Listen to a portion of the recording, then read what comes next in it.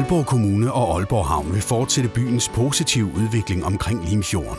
Det næste storstilede projekt hedder Stigsborg Havnefront.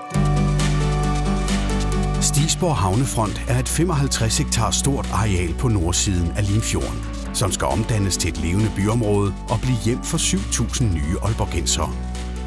Første etape af det omfattende byudviklingsprojekt er døbt Parkkvarteret.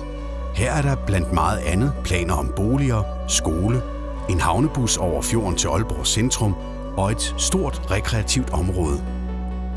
Centralt i det nye parkkvarter bliver Ringen. En cirkulær bro med storslået udsyn i begge retninger langs fjorden. Ringen kan rumme alt fra havnebad med udspringstårne til havkajakker og vandpolo. Udviklingen af området kommer til at tage over, men allerede fra første spadestik skal Stigsborg Havnefront bruges af borgerne.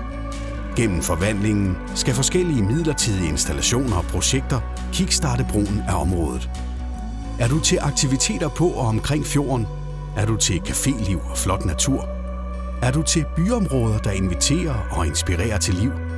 Så er Stigsborg Havnefront med garanti noget for dig. Følg projektet på stigsborghavnefront.dk.